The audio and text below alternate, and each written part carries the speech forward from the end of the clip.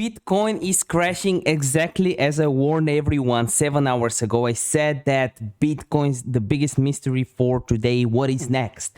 After Jerome Powell's speech, and we actually know what's going on. We know why all of this is happening. I drew the trend lines, and if I'm up so much on my shorts, I actually got stopped out on a few altcoins until I managed to get the perfect placements. But in this video, we'll go over not only why and how I figured this out, but what price targets do I have and what can you expect for the next few hours. I have to go out, but I quickly want to get this video out there and update everyone. Wow, this is dumping so hard as we speak. We actually have a few updates, but this is beautiful, and this is on the 1 hour chart. Check out the 1 minute. I've got a huge amount of shorts right now piled up. I've had some great entries. Basically, view up, money flow was going down. We had the trend line breakout on the daily chart. We had a fake out on the long side. But yeah, now it's all over. I was going to switch long if Bitcoin went above here, and a lot of whales would as well. This is how whales trade. I've explained that in videos. I don't have paid courses or any of that nonsense. So let's go over a few news that I wanted to tell you about. First of all, I checked out what other traders are doing. I couldn't see anything of value that I wanted to share. I checked out most of the trading ideas. A lot of good traders are actually short.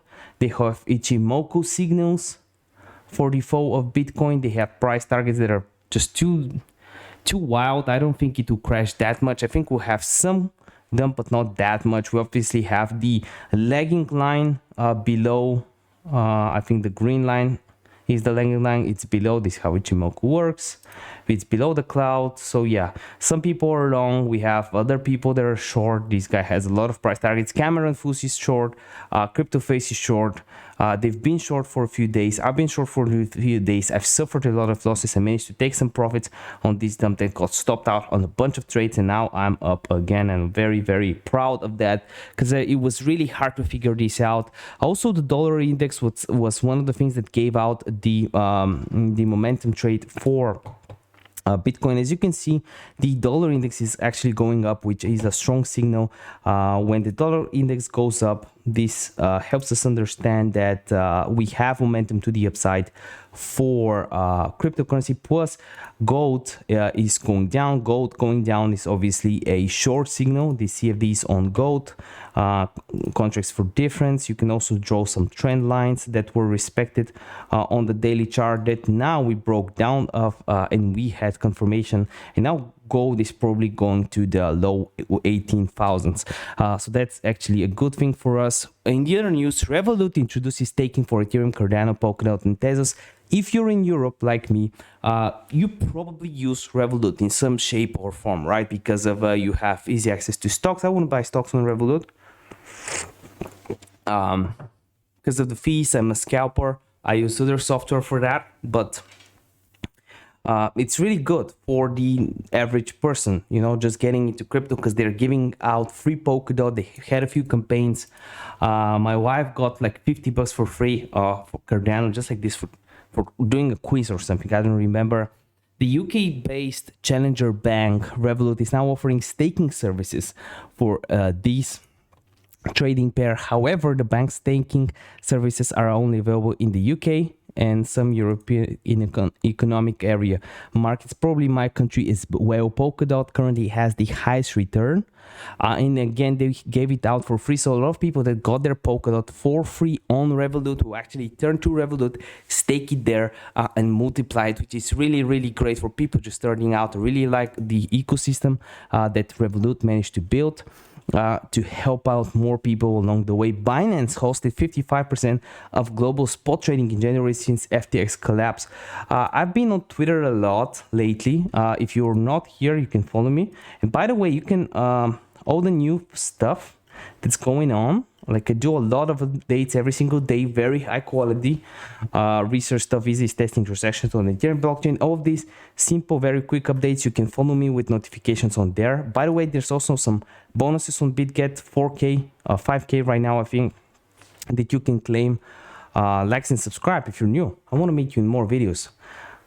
enough with the plugs, but I've been on Twitter around, and most of the good traders from FTX, like Hedgehog and other traders that are day traders that aspire to be like that, have 10 mil plus accounts, active accounts just for trading, not profits that they withdraw. They're super anonymous, super humble people. They're switched to Binance, most of them, which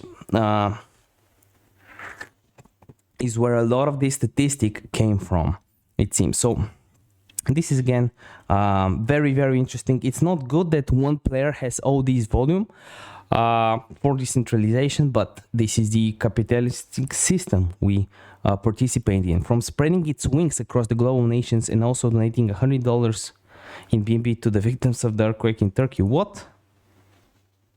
Binance has been all over the headlines. Did they? Please, someone in the comment section, tell me, did Binance only donate $100 to the victims? I'm not donation shaming, but that's a throw if they did that. Because I donate more money per month as an individual for charities. Stablecoins and central bank digital currencies CBDC have attached the interest of numerous international countries. This is demonstrated by the adoption of CBDCs by various nations and executions of pilot projects to integrate central bank and digital currencies into daily life. Japan's intention to introduce experiment CBDC in 2023 in the beginning of its retail central bank digital currency pilot program and two recent developments. Along the Brazil's central banking plans to introduce CBDC in 2024, France and Luxembourg are also testing them. Gazprom Bank is afraid of losing income post launch. I don't really care about them. I'm not worried. But why is Uber in the news? With actually clocks 49% revenue growth in Q4, COC's no sign of slowdown, commits 800 mil for electric vehicle transition. So they had a really good fourth quarter, you can see. They went up. I don't know why in the fourth. I guess there are a lot of people going from house to house, right, with relatives and friends for the holidays. Maybe that's one of the revenue growths. I don't know how it compares to previous Q4s. But that's very, very interesting for traders that are doing trading. This will definitely give a really good push for the next few weeks. For Uber, buying every dip might be a good scalp. No financial advice. Nasdaq and S&P futures dip as Fed's data dependency introduces caution. Disney earnings on top. So Fed chair, this is a very interesting point, turned out to be the knight in shining armor for the market on Tuesday with his comments that were interpreted as dovish by traders. The major averages opened the session notably lower after Neo Kashkari spooked the markets with his view that more rate hikes will happen. So look, in general, what we've seen is we've seen a SPY News 30 didn't really suffer any losses, right? This was before the chairman spoke. We pumped right after. We are actually on a strong uptrend. Any way you look at it, you can draw a few trend lines. Here's one of the notable ones being this, but I will draw a few others as well. So a notable stop loss hunt would be here. So below here, we can see some short direction, but to break that, we basically need to be below the 200 EMA on the 1 hour chart. So this is when I will start shorting the US 30. I actually managed to get some juice out of this dump right here, as I tweeted out here, US 30, thanks for money, 20 hours ago. But it was a wild ride. I lost money in crypto, so it doesn't matter that much. I'm pretty much going to be very happy in a little bit, because now we're going to the rates we were at before this dump. This zone right here, if we go to this zone, I want to show you something.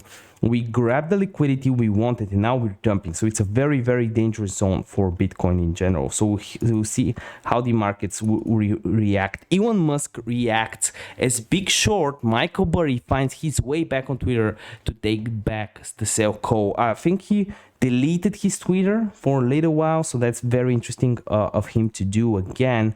But for the uninitiated, Burry put out a cryptic one-word tweet that said "sell." That was before Jerome Powell's speech. The market just pumped. It was against the backdrop, Burry hinted at a potential meltdown. He shared the S&P 500 index's chart, which showed a 30% plunge in about 7 months, beginning in March 2022. Around the time Burry tweeted his historical S&P 500 chart, Elon Musk was quick to react to development. The time is different. Crack me up every time. So this time is different. So he's just laughing at him. I think they have a little bit of beef because Michael Burry was short. That's why he actually lost money on that call. So that was not his smartest decision. This is not the big short. Michael Burry, we know from 2008 when we were kids, when we probably didn't know him at all, but we watched the movie and we think we did. And we think he's some kind of a genius, but he's just a smart trader, just like we can all be if we just read white paper, do analysis. Germany bakery accepting Bitcoin over the Lightning Network. 0 fees for processing the transaction. No dirty fiat money.